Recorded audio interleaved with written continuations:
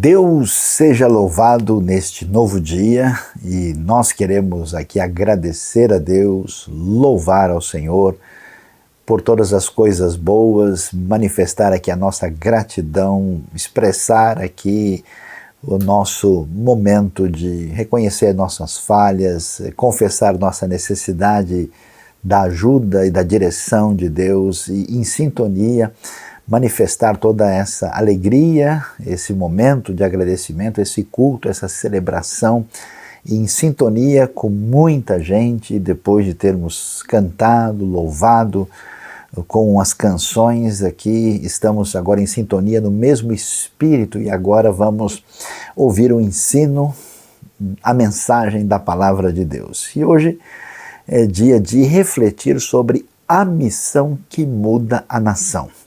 Neste mês, a IBNU está refletindo sobre a importância da missão da igreja, daquilo que envolve a tarefa, aquilo que foi deixado pelo Senhor para a comunidade dos seguidores de Jesus. E para falar sobre isso, não há como não prestar atenção no texto mais emblemático a respeito da missão, que é o desfecho do Evangelho de Mateus. Como você sabe, o finzinho de Mateus 28, verso 19 e 20, quando Jesus, digamos assim, vai se despedir dos seus discípulos um pouco antes da ascensão, ele dá a sua diretriz e estabelece aquilo que fica como a grande tarefa da igreja dos seus discípulos. E a gente ouve isso e parece uma frase tão natural, tantas pessoas com uma caminhada cristã já ouviram tanto que talvez nem prestem tanta atenção nos detalhes. O texto diz, portanto, vão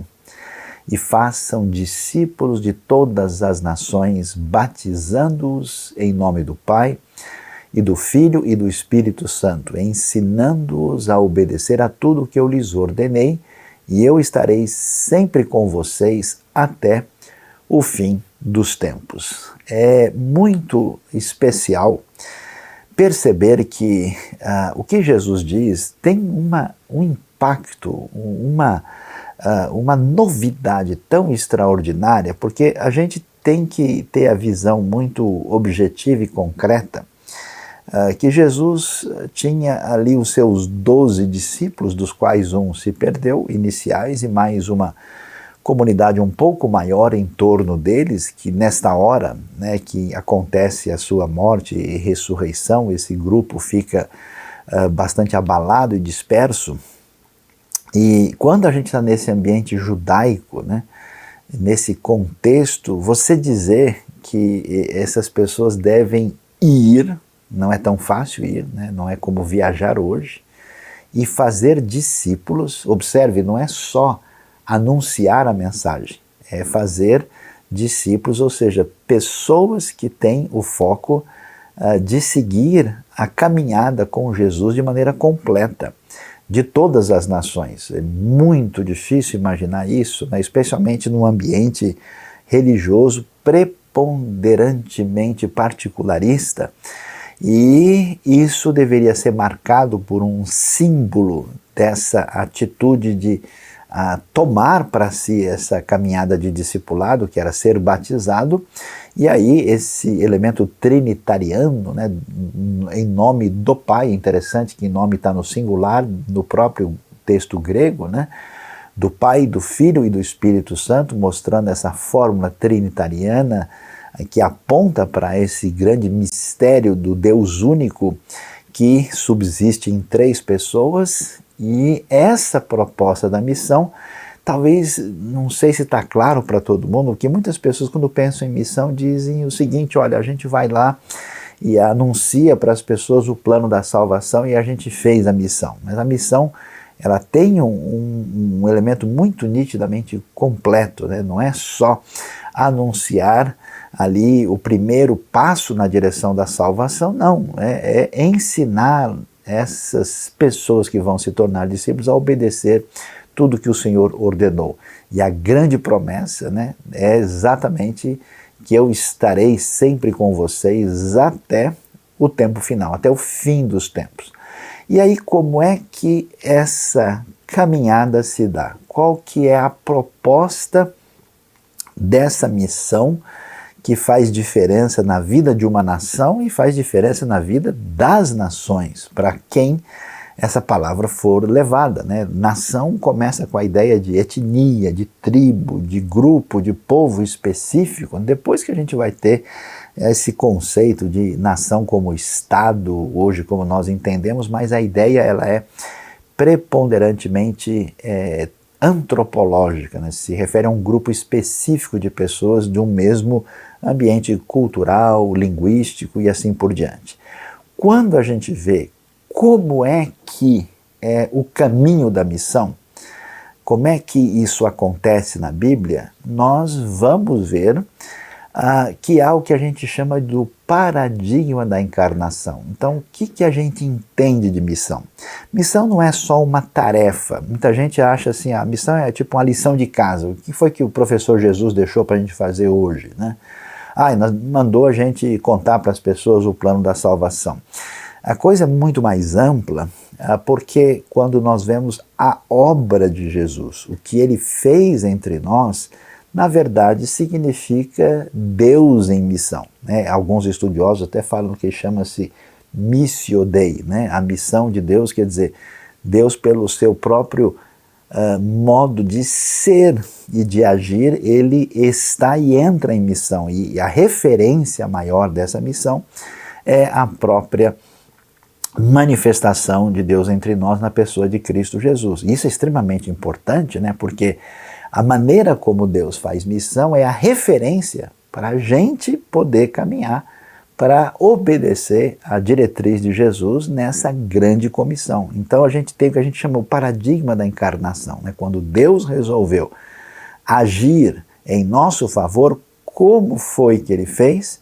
Ele se fez um de nós, ele se contextualizou à realidade humana, ele sofreu por nós, o paradigma é o próprio Jesus. Por isso é muito interessante que o texto de João capítulo 20, verso 21, vai trazer para nós essa palavra tão especial de Jesus que diz o seguinte, né?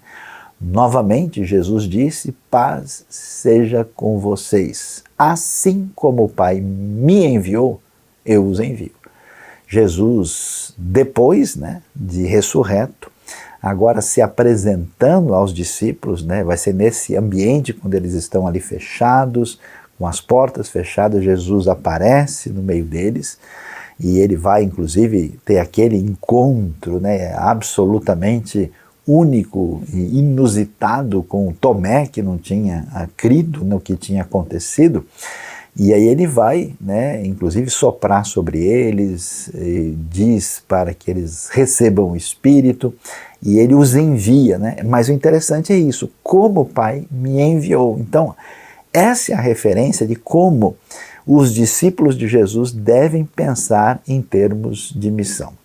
E pensando sobre esse assunto, vale muito aqui lembrar de uma palavra de um estudioso da fé cristã que marcou a história da igreja no século XX, um estudioso britânico muito conhecido, o famoso John Stott.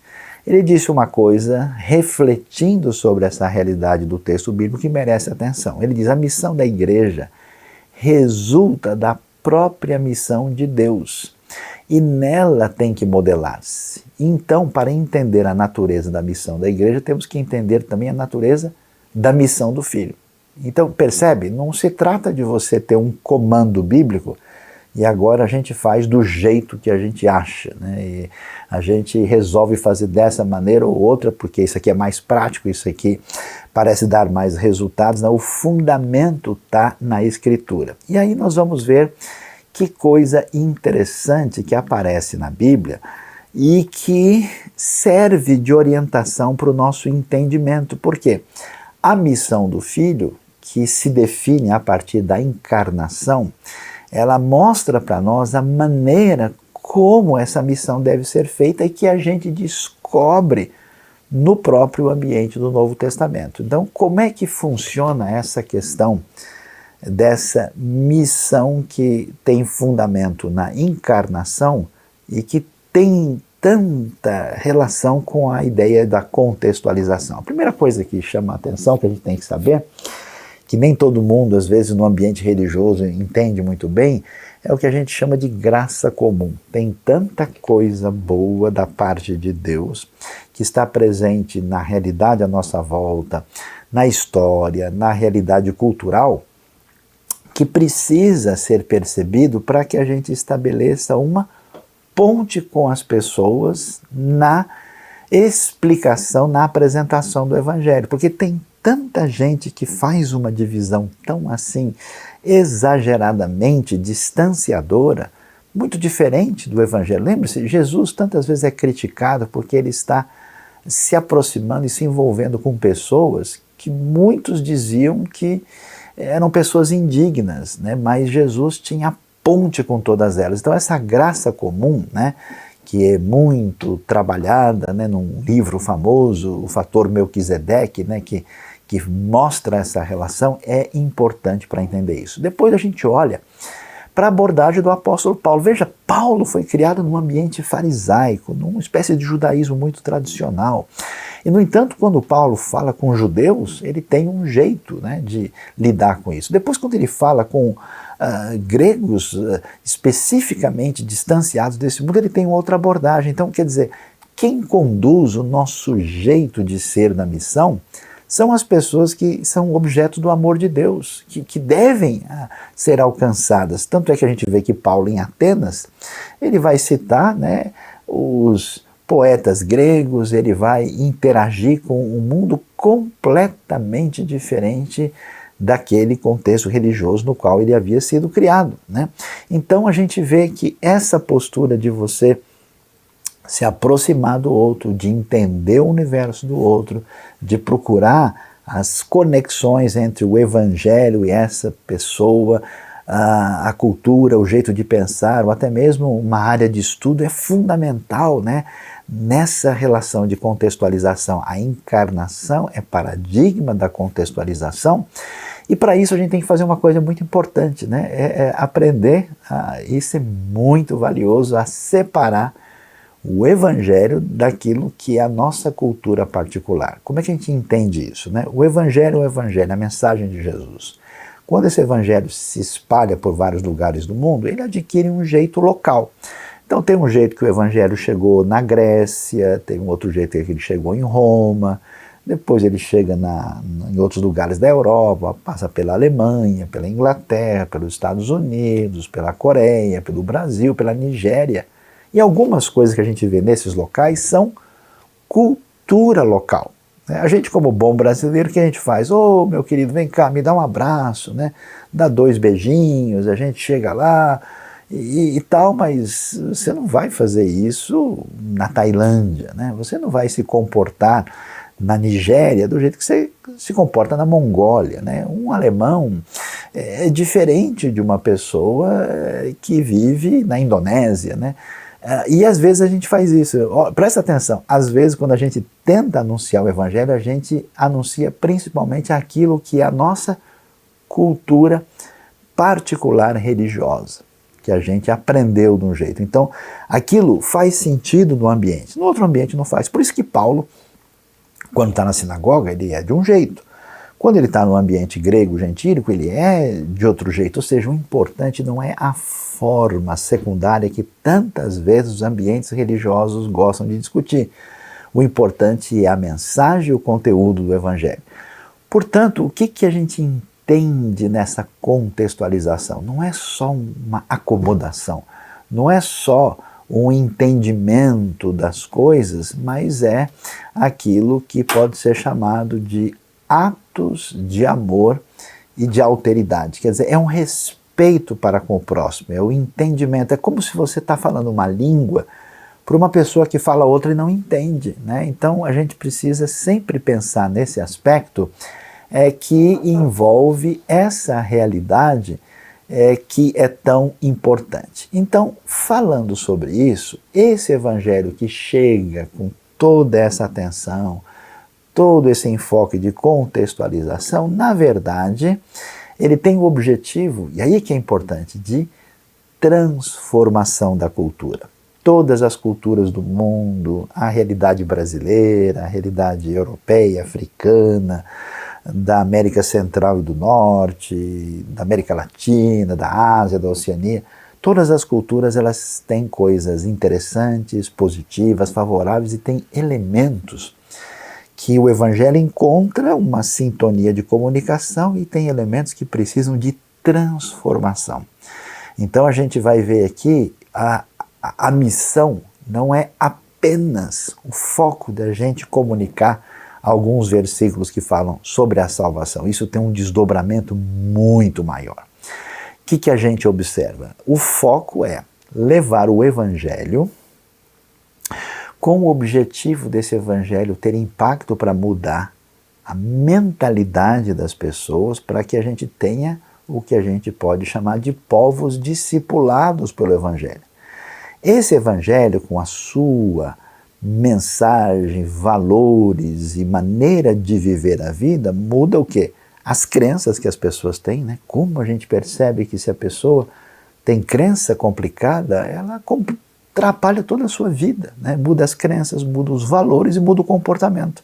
Então qual é o caminho de transformação da cultura? O Evangelho, a mensagem de Deus, chega com a chamada à fé e ao arrependimento. Você tem gente arrependida com vidas mudadas, vidas regeneradas. Essas pessoas mudadas vão compor agora uma nova sociedade. Por isso que você tem o que a gente chama de uma cultura reformada, no sentido não especificamente de algum grupo particular da Reforma Protestante, mas de uma sociedade que foi mudada, né, restaurada, reestruturada e passou por essa reforma no sentido bíblico do conceito, né, para que a gente possa ter o quê? Uma sociedade reconstruída, né? Então, quando você lê, por exemplo, você vê hoje sociedades que tiveram impacto da presença da fé cristã e tiveram maneiras de enxergar a lei, o valor do ser humano, uma série de coisas. Você estuda a história desse pessoal há 1.500 anos atrás e vê que valores e que posturas tinham, e você vê o impacto dessa transformação. Por isso o Evangelho, ele vai alterar o que a gente chama, né? Lembra lá, né, Jesus diz que deve-se ensinar tudo o que Jesus apresentou para que haja essa mudança completa, né? Por isso, quando a gente chega com o Evangelho, a gente chega onde? Em ambientes absolutamente marcados pelo secularismo, que é uma realidade de hoje, né? Quando as pessoas acham que a única realidade que tem à nossa disposição, ela é física, é puramente material, ela é puramente ilimitada. Ou então, no mundo místico e mágico, que é o mundo animista, né? Quando a realidade final ela é puramente espiritual. Você vê que coisas impressionantes. Hoje a gente convive com gente que vive nesses dois ambientes distintos, e a cosmovisão, a visão cristã, se encaixa na visão teísta, né, quando a gente percebe que a realidade final por trás do universo não é meramente material e física, nem simplesmente espiritual, ela é pessoal, como Deus se apresenta, né? Esse gráfico aí do estudioso Darrell Miller é bastante útil para o nosso entendimento da realidade. E aí a gente pergunta, que evangelho é esse que a gente anuncia? E é muito importante, porque, preste atenção, tem gente que ao anunciar o evangelho, anuncia o que a gente pode chamar de uma versão meramente mística do evangelho. Olha, você entra em contato com isso, vai acontecer tal coisa.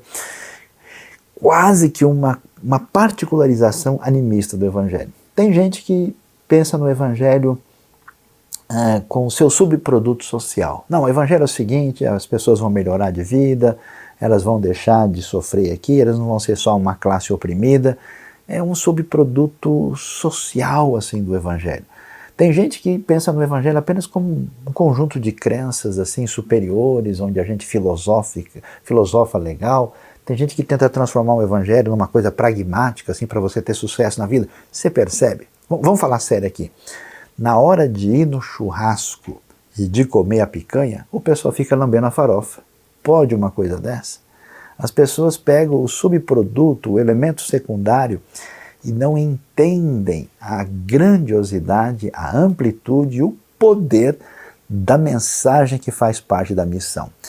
Veja só o texto de Tito 3, verso 3 a 6, como ele traz para a gente um resumo assim, que é espetacular sobre o que é este evangelho que faz parte da missão. Olha o que ele diz: houve tempo em que nós também éramos insensatos e desobedientes, vivíamos enganados e escravizados por toda espécie de paixões e prazeres, vivíamos na maldade e na inveja, sendo detestáveis e odiando-nos uns aos outros. Mas quando se manifestaram a bondade e o amor pelos homens da parte de Deus, nosso Salvador, não por causa de atos de justiça por nós praticados, mas devido à sua misericórdia, Ele nos salvou pelo lavar regenerador e renovador do Espírito Santo, que Ele derramou sobre nós generosamente por meio de Jesus Cristo, nosso Salvador. Olha que coisa extraordinária na expressão de Tito, mostrando isso que a gente está vendo, né? Aquelas sociedades, né, totalmente dominadas por um hedonismo confuso, perdido, escravizador, com todo tipo de problemática numa sociedade corrompida naquele mundo greco-romano. Vivíamos na maldade, cheios de ódio e sendo detestáveis, e de repente, olha só, né? Manifesta-se a bondade e o amor de Deus por nós. O Evangelho é graça de Deus, é perdão dos pecados, é encontro com Cristo, é conversão, é mudança de dentro para fora, ela é produzida pelo Espírito Santo, ela é totalmente ligada à graça e à misericórdia de Deus, não por atos de justiça que nós tivéssemos praticado. Não é possível mudar nem tentar de alguma maneira fazer uma versão diferenciada 2.0 do Evangelho. Não existe isso. Então esse Evangelho é o poder de Deus e nada é mais poderoso do que isso. Essa mudança, essa transformação, ela tem, né, um desdobramento para atingir a nossa vida, não apenas nesse nível particular, individual, podemos dizer assim, espiritual, mas isso se transforma nessa grande missão que muda a nação. E vamos pensar na nossa realidade? No nosso contexto brasileiro, por exemplo, a gente tem o desafio de transformar a cultura, e isso também se aplica a outros povos do mundo. No nosso caso, nós temos o desafio da Europa colonial, que se manifesta na história da nossa cultura, né? O que acontece? No ambiente ibérico, pela sua construção histórica, nós temos ali uma espécie de visão platônica que foi herdada dessa mentalidade religiosa que se, assim, cristalizou, especialmente no ambiente medieval, né? E no nosso ambiente religioso, especialmente evangélico, esse tipo de mentalidade, preste atenção, permanece. Por isso, a maioria, por exemplo, do contexto evangélico, das pessoas ligadas ao meio evangélico, ele não traz um impacto efetivo na transformação da cultura, né? Transformação real no ambiente político, nas artes, na literatura, na economia, na transformação da sociedade como um todo, né? Porque muita gente, pensando de uma maneira diferente daquilo que tem a ver com essa visão bíblica, eles acham que vale a pena somente o que eles chamam de lado espiritual. Só vale uma experiência mística, né? Aí o que a gente tem é isso que a gente chama de um platonismo religioso. Esse filósofo grego, Platão, que influenciou a história humana, né, a história da filosofia muito forte, ele sempre disse, olha, a realidade material não tem valor, né? O que a gente vê no mundo material é como se fosse uma sombra da realidade perfeita, que é algo que só existe no mundo espiritual das ideias. E está cheio de gente, por exemplo, que se envolve com o Evangelho e com Deus, mas isso nunca muda o seu jeito de lidar com as finanças, o seu jeito de pensar como é que ele deve lidar com a educação, como é que ele deve lidar com a família, como é que ele deve lidar com... Não, ele simplesmente parece que não entende que a mudança de mente, de prática e de valores é tão importante quanto uma chamada mudança espiritual, um desafio que o Evangelho tem na missão para essa transformação. Porque no fundo, o que tem aí? Uma coisa meio estranha, que é chamada de dualismo, né? Que vem lá do Platão, que Deus está aqui e o cosmos está lá. O mundo de Deus está desse lado e o mundo material está do outro lado. E aí existe na prática o que a gente pode chamar de um gnosticismo evangélico, né? Onde Deus está ligado com o sagrado e o secular é algo separado. Então, para muitas pessoas, Deus não tem nada a ver com matemática, Deus não tem nada a ver com economia, Deus não tem nada a ver com o meu trabalho, Deus tem a ver com o meu coração, o meu espírito. Domingo eu vou na igreja, eu faço as minhas orações, eu canto e tal. Depois, o jeito que eu vou me divertir, como é que eu vou gastar o meu dinheiro, como é que eu organizo a minha vida, é problema meu. Deus habita no sagrado e geralmente no espaço sagrado, o resto não é. A ideia não é essa. Deus é transcendente e Deus é imanente. Deus está presente em toda a criação. A visão bíblica é diferente, a mentalidade tem que ser mudada. Por isso que é interessante a gente ver, né, como muita gente precisa receber o ensino completo da visão bíblica da realidade. Como é que muita gente religiosa pensa? Pensa o seguinte, ó, existe um domínio espiritual, naquela pegada platônica, onde tem a graça, o espiritual, a coisa mais elevada, mais alta, que acontece no domingo. O que a gente encontra no domingo, na reunião religiosa? A fé, a teologia, a ética, missões, a vida devocional, o evangelho. Passou o dia de cumprir a responsabilidade espiritual, opa, voltamos para a vida normal. Aí, meu amigo, não tem nada que ver com religião. Aí é o dia da semana, tem que botar roupa de briga, é a natureza, é o físico, aí, meu amigo, entra a razão, a ciência, o negócio, a economia, a política, a arte, a música, o que tem a ver com o trabalho físico e com o pão. Essa mentalidade, ela é uma mentalidade antibíblica. Se Deus não é o Senhor de tudo na nossa vida, Ele não é Senhor de coisa nenhuma. Deus não habita somente num dia, num espaço sagrado. A mudança deve ser completa. Se o nosso desafio, como teve o desafio de Paulo, de com o Evangelho, né, atingir a sua audiência judaica, a audiência grega, a audiência romana, daqueles outros povos, e trazer a grande palavra de Deus para a transformação da vida segundo Deus.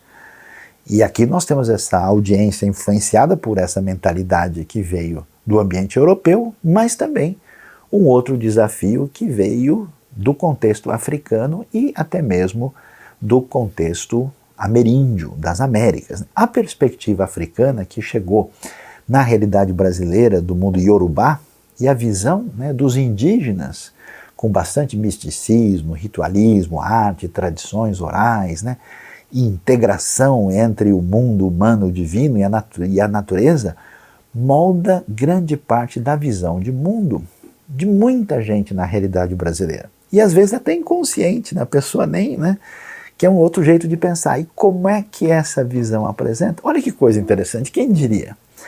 A maneira de pensar do mundo platônico é muito parecida com a matriz africana.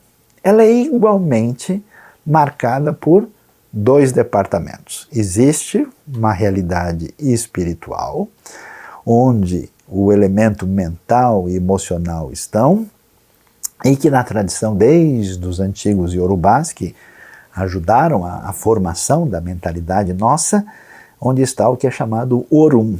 Do outro lado tem o Ayé. O Ayé está o mundo etérico, físico, elétrico, magnético e a dimensão material. Ou seja, a pessoa tem uma questão aqui para resolver, ele entende que a raiz dessa questão acontece no mundo espiritual. Então ele precisa encontrar um caminho para ver como é que ele lida com o intermediário que pode, de alguma maneira, pela manipulação desse elemento animista da natureza, resolver os problemas da realidade. Essa perspectiva, a semelhança da perspectiva platônica, ainda que contemple, né, essa questão do mundo espiritual, e do mundo físico, ela não representa o foco completo e absolutamente integrado daquilo que envolve o Evangelho. Isso é muito importante porque se nós queremos ter vidas regeneradas, com mentalidades modificadas e com comportamentos redirecionados, o Evangelho tem que fazer um trabalho completo na nossa vida. Jesus atingiu o seu coração, Jesus quer atingir a sua mentalidade, Jesus quer atingir a sua maneira de viver, o seu comportamento. Além dessas tradições que estão presentes na nossa realidade, nós temos um outro desafio, que é o desafio do mundo secular. O mundo que enfrentou, né, a realidade da modernidade, essa coisa que veio da erudição europeia, né, da autonomia da razão, né, traz um novo jeito de pensar no mundo ocidental. E aí o racionalismo que surgiu com força na França, o empirismo inglês, o iluminismo que se desdobrou com força, especialmente na Alemanha, trouxeram uma visão que traz impacto para a gente, que é o quê? E é a seguinte ideia, olha, esse negócio de espiritualidade, esse negócio de entender a coisa assim de maneira mística não faz sentido. O que existe é só o mundo físico, o mundo natural, quer dizer, aquela divisão platônica, lembra? O espiritual foi deixado de lado. Isso não interessa, não pode ser mensurável, não pode ser compreendido. O que existe é a natureza, o mundo físico. Então você tem uma grande parte da população hoje que tem influência ateísta, agnóstica nesse ambiente secular. E esse ambiente secular, às vezes, é um ambiente, vamos dizer, atingido por uma espécie de ressentimento histórico contra os equívocos e erros das religiões institucionalizadas, especialmente o cristianismo, né? E um ressentimento, de modo geral, contra o pensamento religioso, né? Uma das marcas disso, por exemplo, tem um estudioso da sociologia chamado Antônio Gramsci, ele mesmo chegou a dizer coisas do tipo: o mundo civilizado tem sido saturado com o cristianismo por 2000 anos. E um regime fundado em crenças e valores judaico-cristãos não pode ser derrubado até que as raízes sejam cortadas. Então existe nesse mundo secular, não só da parte do Gramsci, mas de diversas fontes variadas, uma ideia de que a gente precisa secularizar o mundo e se livrar de qualquer perspectiva espiritualista ou religiosa, principalmente cristã, para a gente construir uma sociedade que vá dar certo. E isso certamente é uma realidade equivocada. E olha que coisa interessante. Se nós temos a herança, né, que veio do contexto platônico europeu, se temos a herança afro-indígena de perfil mais místico e espiritualista, se temos a influência secular, essa influência secular passou por um processo difícil que você vê nesse quadro, que é a construção de um mundo pós-moderno, pós-cristão, que não é só que critica a religião pela razão, mas entende que o mundo agora não pode nem ser guiado por elementos racionais, né? Então é um novo mundo fluido, marcado pela experiência, muito existencial, fluido, global, onde o conceito de verdade e de referência começa a ser modificado e você sente esse relativismo, esse elemento onde não todo mundo está pisando em areia movediça. A gente não tem nenhum lugar onde pôr o pé e cada um faz aquilo que acha que deve fazer e sem que ninguém possa dar uma opinião em contrário. Então esse mundo exige de nós o quê? Uma postura baseada nessa missão que apresenta o paradigma da encarnação. Se nós queremos ser igreja, a igreja tem que ser preparada para enfrentar esse mundo. Ela tem que estar em sintonia com a missão. Jesus deixou o paradigma para a gente. E quando a igreja primitiva ela cresce, ela enfrenta essa realidade. Ela tem o que dizer para quem veio da filosofia grega, ela tem o que dizer para quem veio do pano de fundo místico, daquela realidade de cultos de mistérios e de perfil gnóstico, ela tem o que dizer para quem veio do judaísmo ritualista e legalista, ela tem o que dizer para quem acha que o imperador romano é divino? E hoje a Igreja de Cristo Jesus, fundamentada no Evangelho, tem a sua mensagem com força e ela precisa ser uma igreja voltada para a missão. E o que quer dizer isso? Que ela tem que ser uma igreja missional. Diferente daquilo que acontece, né, quando uma igreja, por exemplo, resolve ser uma igreja hospital, que ela simplesmente está preocupada com a sua tradição, ela entende que o seu líder, o seu pastor é basicamente um capelão, que os membros são pacientes que precisam de ajuda, que o pastor deve simplesmente consolar as pessoas e deve visitar, ou gente que transforma a realidade da igreja como se ela fosse uma empresa, que ela está aí para atender a sociedade consumista. O pastor é uma espécie de gestor, o objetivo é a gente fazer o negócio funcionar e virar uma máquina de produzir recursos. Outros entendem que a igreja existe para instrumentalização política. A igreja se volta para um paradigma ou da esquerda ou da direita ou de um outro tipo de partido e ela se vende para uma ideologia muito inferior à proposta do Evangelho. Não. A igreja ela deve estar focada na natureza da missão. Os seus pastores e líderes devem ser gente que ensina o que Jesus ordenou. Por isso ele é um mentor, um mestre. Ela não deve simplesmente vender produto ou simplesmente mobilizar pessoas, ela tem que desenvolver discípulos, que o Jesus ensinou, seguidores, pessoas que têm o foco na pessoa de Jesus. O objetivo é ensinar, é equipar, treinar, fazer com que essas pessoas cresçam e elas devem focar na capacitação. A ideia é a gente entender a cultura, né? Não como o pessoal, não, olha, surgiu isso no mundo, ai, que horror, é o fim, são os nossos inimigos, como se em algum momento a igreja não tivesse inimigo o tempo todo. Né? Ela não deve simplesmente usar a cultura para crescer mercadologicamente, ela não pode ter o foco indevido, a cultura deve ser confrontada com os valores do Evangelho e ao mesmo tempo ela era ponte para a contextualização como Paulo fazia.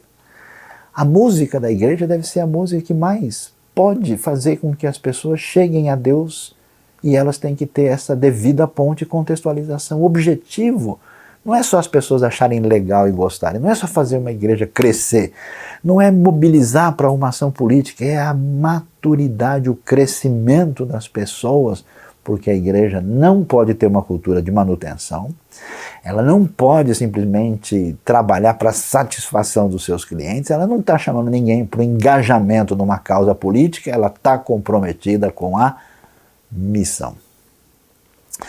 E assim como o Evangelho, com seu poder, sabia se posicionar no mundo judaico, no mundo grego, no mundo romano, sabia se posicionar quando era necessário conversar pessoalmente na sinagoga, no teatro, no ambiente tal, ou quando estava Paulo na prisão e mandando mensagem, escrevendo carta de longe, num novo ambiente. Um ambiente que o mundo entendeu depois de 2020, o desafio virtual definido, a igreja precisa fazer diferença com a missão, ensinando o que o Evangelho nos trouxe no novo ambiente. E para encerrar, o que é que a gente deseja no final das coisas? O que a gente quer?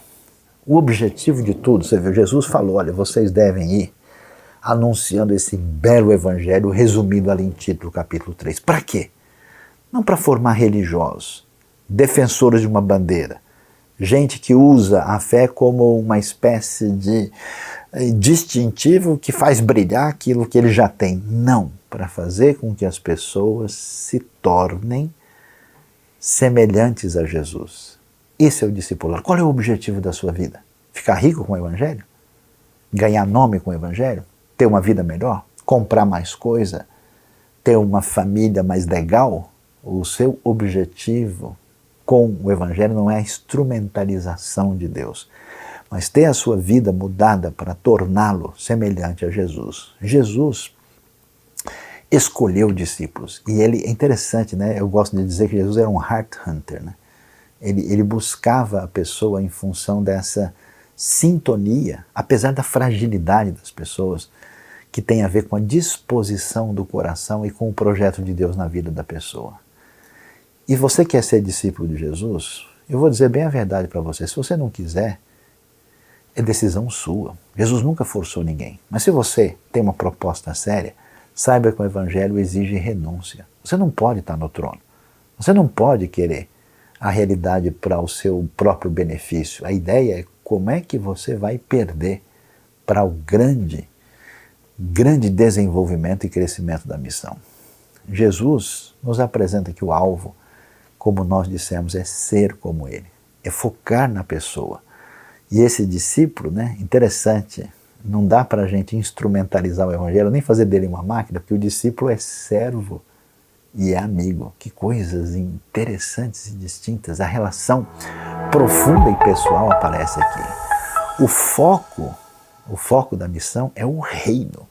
Isso é muito importante, porque com o tempo a gente percebe que, desalinhando com o Evangelho, as pessoas parecem que estão atrás de ideias abstratas. Um defende uma bandeira aqui, outro defende uma bandeira lá. A gente procura um negócio assim que descola da realidade.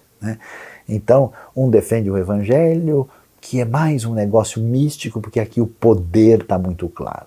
A outro diz, não, aqui os inteligentes e os racionais descobriram que isso é muito mais importante. Não, aqui é aquilo que funciona. Então aqui fizeram um modelo que a gente organiza as coisas assim e dá resultado. Não, aqui a gente tem um outro elemento que mexe com o psicológico, o sociológico. Você não percebe que não tem qualquer objetivo no Evangelho para dar glória a ninguém, nem para trabalhar em cima de ideias abstratas. O objetivo é o reino de Deus. O que é o reino de Deus? É Deus reinando na vida das pessoas que encontram o Rei. A gente nunca pode pasteurizar o Evangelho. Nunca poderemos transformá-lo numa mercadoria que afasta a realidade do olho no olho, os olhos que enxergam o outro e transmitem o conteúdo do Evangelho com o amor de Deus e com o desdobramento da vida de alguém que foi alcançado pelo Rei e vive para a sua glória. Por isso é interessante, para onde essa missão nos leva? Jesus deixou bem claro que o objetivo nosso tem a ver com a gente obedecer a tudo que Ele ensinou. E, em última instância, isso é conformar-se à lei e à vontade divina.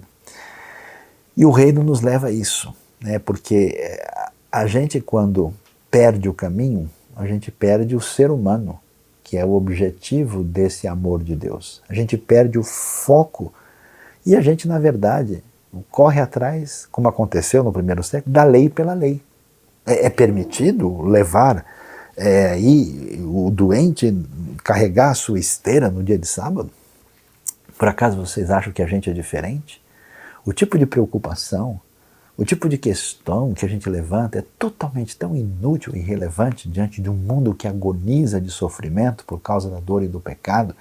E boa parte das comunidades religiosas estão discutindo coisas completamente irrelevantes, desnecessárias, inúteis, no meio de uma multidão que agoniza de desespero, de dor, de trevas espirituais. Então, qual que é o foco da questão? E a gente vai ver para onde essa proposta do reino e de Jesus na nossa vida, em sintonia com essa missão, nos leva. Aquilo que ficou bem claro, de quais princípios depende toda a lei. Amar a Deus e amar ao próximo. Se a gente entende isso, se a gente entende que as nossas ideias, desejos, preferências pessoais são completamente secundários, e entende a urgência, a necessidade da missão, se desdobra para compreender o mundo à nossa volta, para fazer diferença, para ser uma comunidade missional, e a gente, alimentando-se do reino, caminha na direção de centralizar a vida em termos de amar a Deus e ao próximo, a gente terá entendido qual que é a missão que muda a nação e que tem poder profundo de fazer toda a diferença no nosso coração, na nossa vida, e que não somente muda a nação, mas provoca no mundo a maior transformação. Deus abençoe a nossa vida. Deus abençoe essa grande missão. Você gostou desse vídeo? A IBNU tem muito material para abençoar a sua vida e de outras pessoas, então se inscreva no nosso canal e ative o sininho para receber as nossas notificações.